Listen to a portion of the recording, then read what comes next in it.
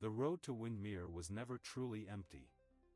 Even when no soul walked it, the dust remembered footsteps, and the ancient trees leaned in as if listening for stories carried by the wind.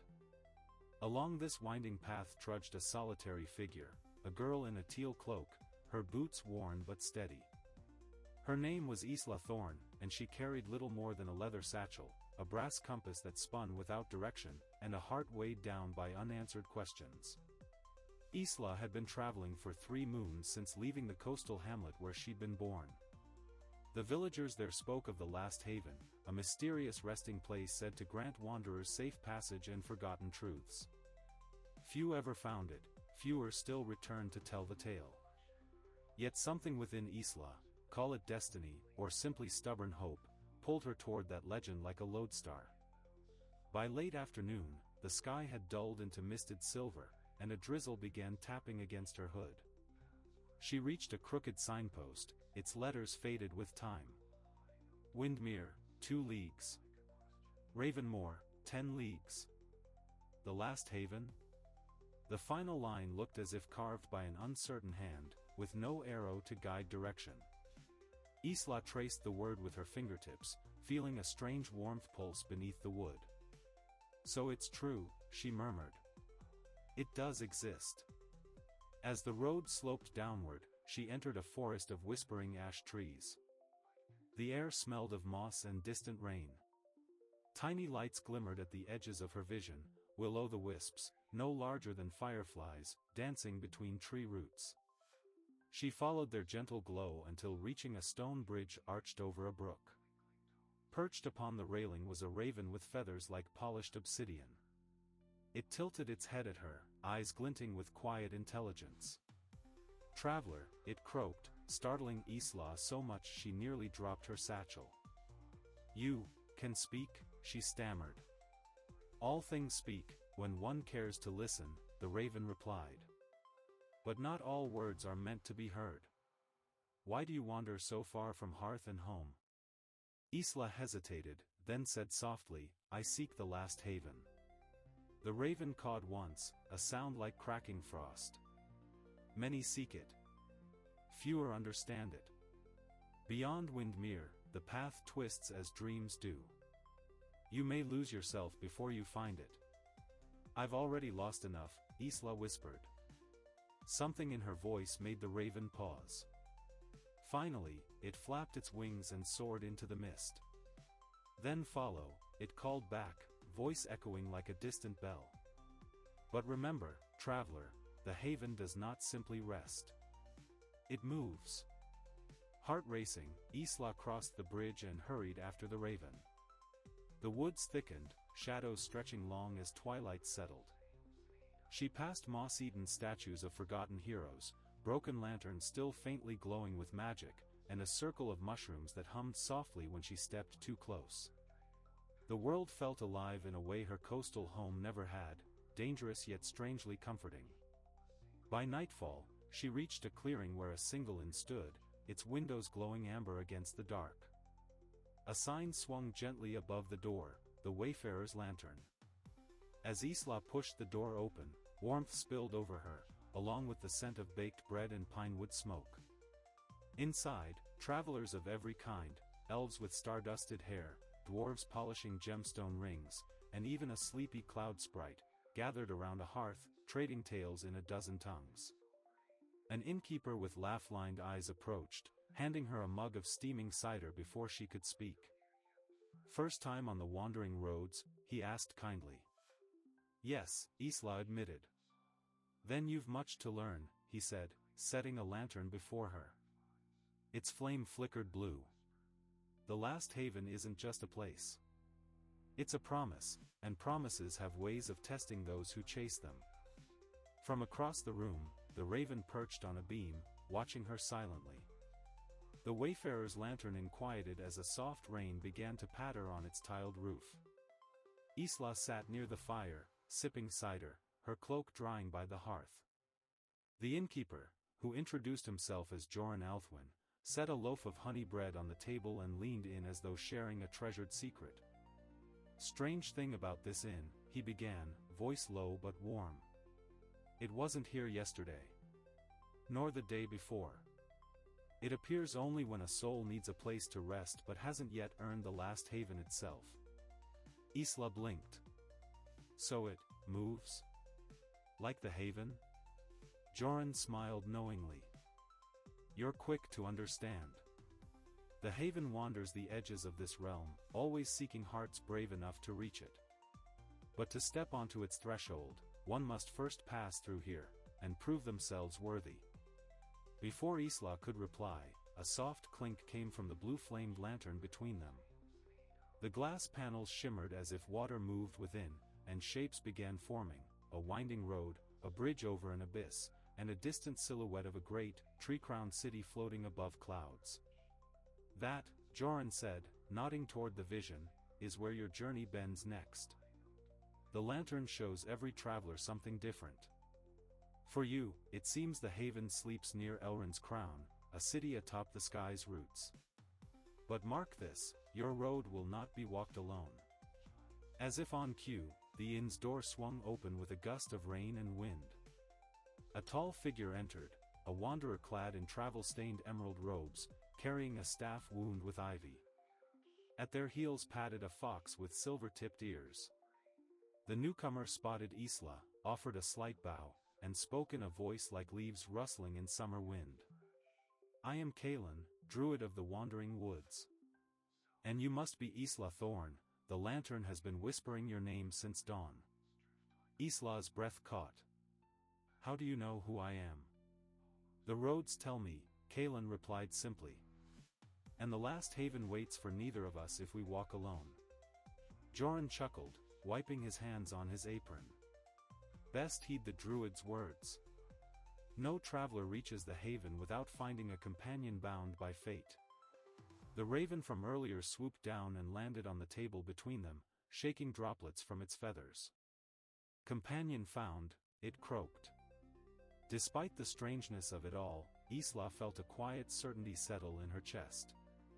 Something about Kaelin's steady gaze and the fox's gentle tail swishes felt right. That night, as the inn's hearth dimmed and the rain eased, Isla dreamed of vast bridges stretching between floating isles, where glowing lanterns guided travelers toward a shining sanctuary in the stars. When she woke at dawn, Joran was already packing their satchels with provisions. You'll need these, he said, handing Isla a map that looked impossibly detailed yet half-faded at the edges. But remember, the map only shows what your heart already knows. Trust yourselves more than the ink. Kaelin tightened their staff strap while the silver fox trotted eagerly at the door. We follow the lantern's vision, the druid said softly. Through whispering groves, across the singing canyons, until we reach Elrond's crown. And beyond that. The haven, Isla whispered. The raven flapped to her shoulder with a soft thrum. Then let's not tarry, it said. As they stepped outside, the inn vanished behind them, replaced by mist and a lone ash tree swaying in early light. The wandering road stretched onward, glinting like starlight caught in dew. For the first time in moons, Isla felt she was walking toward something instead of simply running from what she'd left behind. And far in the distance, unseen yet undeniably present, a great light pulsed faintly, as if the last haven itself had begun to stir. Morning unfolded like a golden ribbon across the hills as Isla, Kaelin, the silver fox, and the raven followed the shimmering trail. The air smelled of wet leaves and wild thyme. The forest gradually thinned, giving way to rolling meadows where wildflowers danced in clusters of blue and gold. Yet, beyond those gentle fields, jagged cliffs loomed, crimson stone carved by ages of wind and magic. The singing canyons, Kaelin murmured, pausing at the precipice. They echo not only sound but memory. The unwary can lose themselves chasing voices of the past. Isla peered down at the labyrinthine ravines twisting below. Shafts of sunlight streamed into the depths, illuminating faint, glowing runes etched into the rock. The faint sound of chimes, like glass bells swaying in wind, rose from the canyon floor. The raven fluttered to Kaelin's staff. Many travelers walk in and never return, it warned. The echoes drown reason. Kalen set a hand on Isla's shoulder. Stay close. The path will test you. They descended a narrow stone stairway winding along the cliff face. As Isla's boots touched the canyon floor, a cool breeze wrapped around her, carrying whispers that were not quite words but somehow familiar. With every step, the murmurs grew louder until a voice, tender and achingly known, called her name. Isla, come home. She froze. It was her mother's voice, soft and warm as she remembered from childhood nights by the sea. Her breath hitched, tears stinging her eyes. Kalen's voice cut through like a steady drumbeat. It is an echo, they said gently, though their own gaze seemed distant, as if fighting their own ghosts. The canyons sing what we most long for, or most fear. The silver fox brushed against Isla's boots, grounding her. She pressed forward, ignoring the pull of the phantom voice. As they walked, the canyon walls shimmered with scenes from forgotten days, her family's cottage, stormy nights by the lantern's glow, her father's laughter. It feels so real, she whispered. Kalen nodded. That is why many never leave. But we must remember, the haven lies ahead, not behind. Hours passed like drifting mist. They reached a stone bridge arching over a glowing chasm where winds howled like flutes. Halfway across, a figure emerged from the shimmering air, a shadowy reflection of Isla herself. The double spoke, voice echoing with sorrow. Why seek a haven you do not deserve? You left them behind. Isla's hands trembled. I had no choice, she said. Kalen stepped forward, ivy-wrapped staff glowing faintly green. Shadows lie. The last haven shows truth, not judgment. Cross, Isla. Drawing a breath that felt like courage, Isla walked straight through the phantom. It dissolved into mist and song, and the bridge's runes flared with gentle light. The chimes turned harmonious, almost welcoming. At the far end of the canyon, a narrow passage led upward.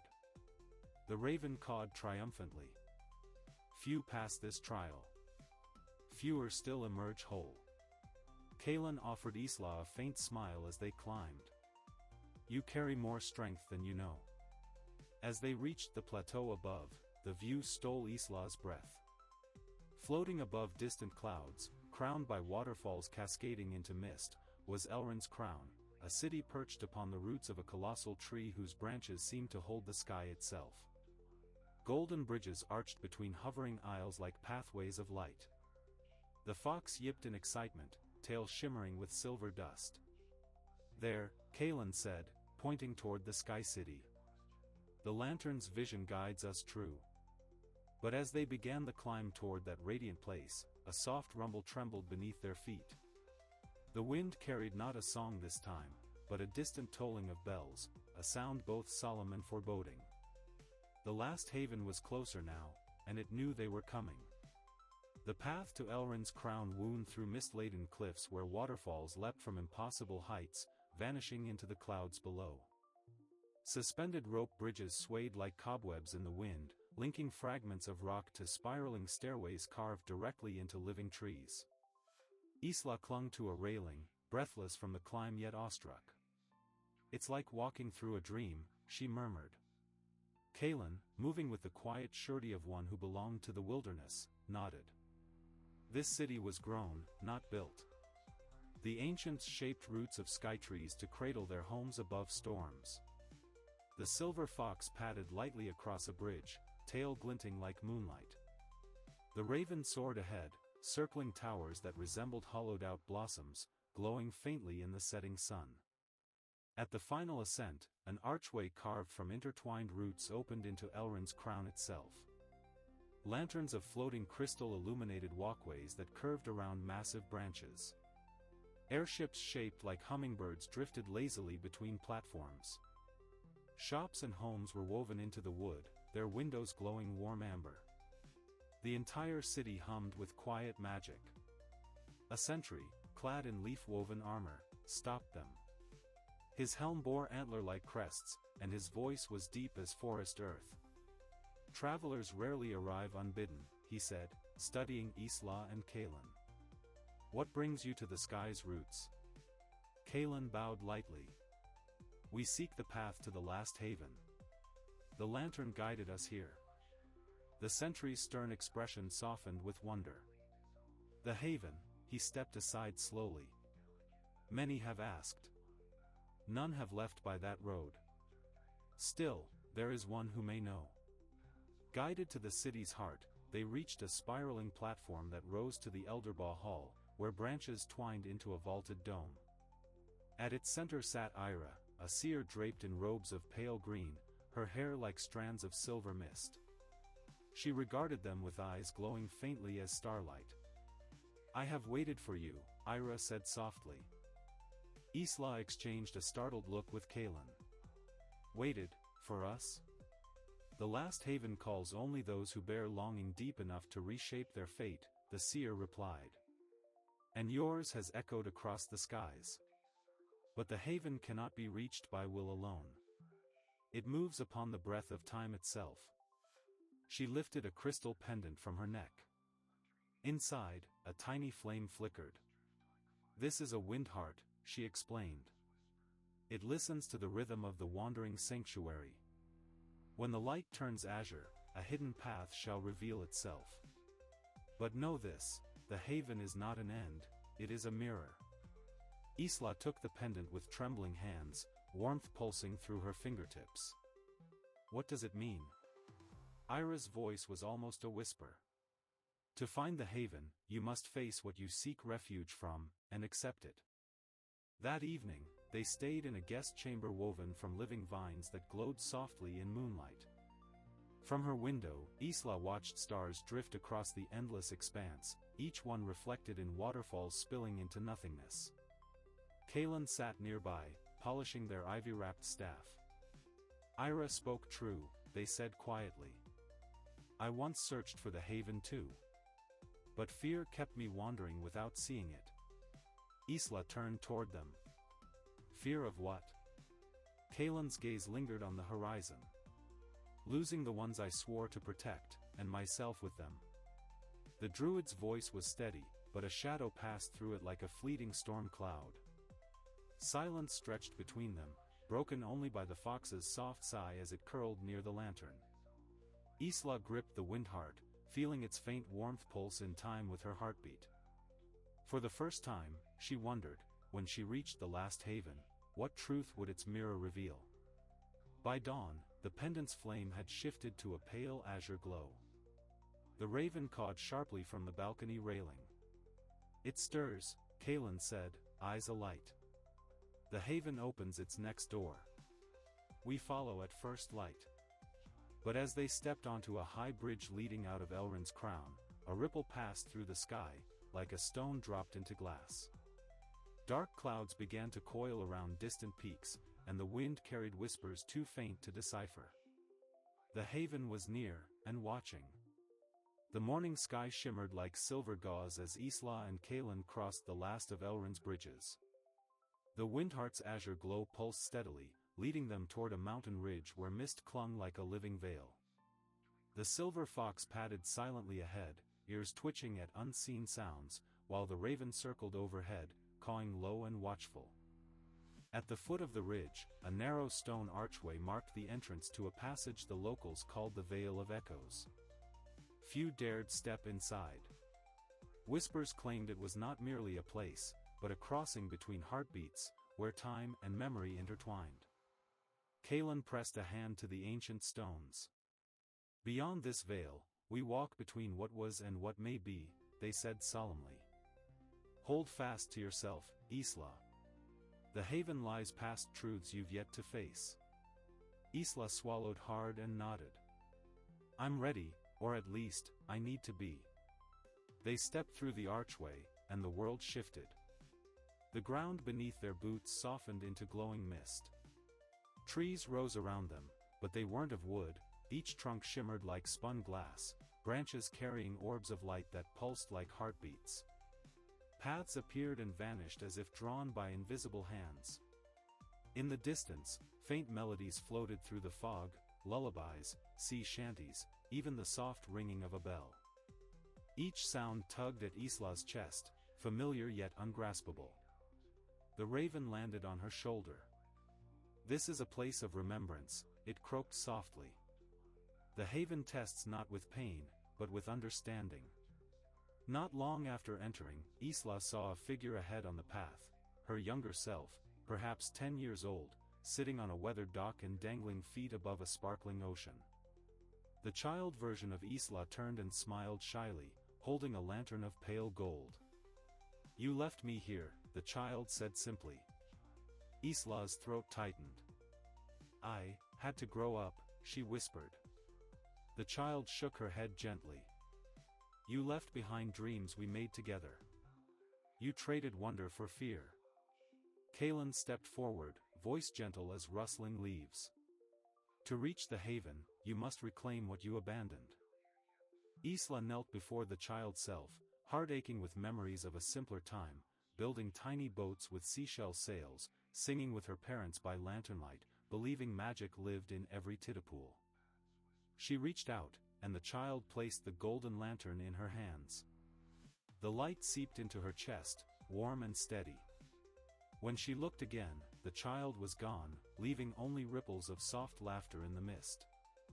As they ventured deeper, Kalen too faced a vision, a circle of druids beneath a broken sky, calling out for help as a wildfire raged through their sacred grove. Kalen froze, grief raw in their eyes. "I failed them," they said, voice shaking. "That's why I left, why I've wandered alone." Isla touched their hand. "Running didn't save you from that pain. Maybe, facing it will." Kalen inhaled slowly, stepping into the vision. The druids turned toward them, not in blame, but with smiles of forgiveness, as if they had waited lifetimes for Kalen to return. The wildfire's smoke curled into mist, vanishing like a released burden. When Kalen emerged, their staff glowed with renewed green light, ivy blooming fresh and vibrant. Finally, they reached the heart of the vale, a crystal bridge suspended over a sea of starlight. At its center floated a doorway of light shaped like an open hand. The windheart pendant blazed bright blue, resonating with a sound like distant chimes. "The haven," Kalen breathed. "We're close." Isla gripped the pendant, heart racing. She felt the weight of her journey, the trials, the echoes of her past, and Kalen's steady presence beside her. Together, with the raven swooping ahead and the silver fox trotting confidently forward, they stepped toward the glowing doorway. As they crossed the threshold, the mist parted, revealing a sky filled with drifting lanterns and a radiant sanctuary floating above shimmering waters. The last haven awaited, but its gates remained closed, as if demanding one final truth to be spoken. The sanctuary hung in the air like a dream given form. Vast bridges of light stretched from the crystal doorway to an island suspended above the starlit sea. Trees with silver leaves whispered in unseen breezes, and lanterns floated like fireflies, casting gentle halos of gold. At the island's center stood a towering arch of moonstone, inscribed with runes that pulsed faintly as if breathing. Yet the path forward shimmered faintly, refusing to solidify beneath Isla's boots. She tried to step forward but felt resistance, as though the haven itself were gently holding her back. Kalen gazed at the archway, staff glowing softly. "It waits for something," they said, voice reverent. "Not proof of strength, but of truth." The raven perched on a nearby lantern, feathers glinting. "Many travelers falter here," it croaked. "They reach the gates yet cannot open them, for they carry burdens they do not see." Isla felt the weight of the windheart against her chest, its blue light pulsing faster, like a heartbeat nearing revelation. She stepped toward the moonstone arch and spoke softly, though her voice trembled. "I thought I came here to escape, to find peace from what I'd lost. But I see now." She placed a hand over her heart. "It wasn't the world I ran from, it was myself. The part that still hopes, still dreams." She lifted the golden lantern given to her by her younger self, its glow merging with the Windheart's blue flame. I cannot hide anymore. I want to live without fear, to forgive what I've left behind, and forgive myself most of all. The runes on the arch flared, cascading light down the bridge like a river of stars. Kaelin stepped forward next, their voice low but steady. And I, spent years adrift, believing I had no right to sanctuary after failing those I loved. But I see now, healing does not mean forgetting loss. It means letting roots grow again, even in scorched earth. Their ivy-wrapped staff bloomed with silver blossoms that drifted upward like sparks. The fox howled softly, a sound that felt like release. With a sound like distant bells, the resistance melted away. The bridge solidified beneath their feet, glowing brighter with every step they took. When they passed under the moonstone arch, warmth enveloped them, not fire, but a deep, calming light that filled every hollow place in their hearts. Before them unfolded the last haven. It was not one place but many, rolling meadows where children laughed, tranquil harbors where lanterns bobbed on calm waters, libraries carved into living crystal, and gardens where music seemed to bloom from flowers. Travelers of countless kinds rested there, winged folk basking in sunlight, marrows singing in fountains, weary mortals at peace beneath starry trees.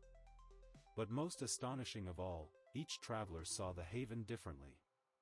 To Isla, it appeared as a lantern-lit coast, waves singing against the rocks of her childhood home. To Kaelin, it was an endless glade where druids danced in harmony with starlight. The sanctuary shifted to reflect their truest, gentlest longings. At the haven's heart stood a solitary figure cloaked in light. When they spoke, their voice was neither male nor female but something vast and comforting, like all lullabies whispered at once. Welcome, wanderers.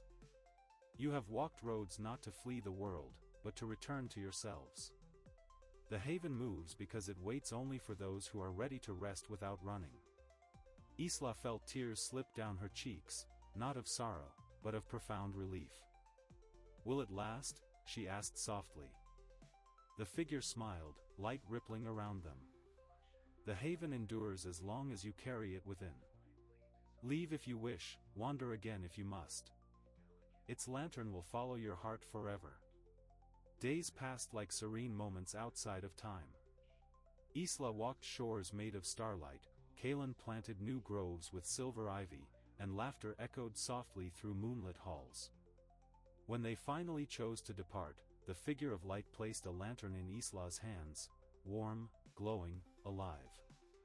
Guide others who have forgotten themselves, the figure said. Show them that sanctuaries are not found on maps, but made in hearts. With that blessing, Isla, Kaelin, the raven, and the silver fox stepped through a shimmering gateway that appeared before them. They found themselves back on a familiar wandering road, the world stretched endlessly ahead, but this time, they walked lighter, every step illuminated by the lantern's quiet flame. Above, high and unseen, the last haven drifted through the sky like a wandering star, waiting for the next traveler who dared to hope.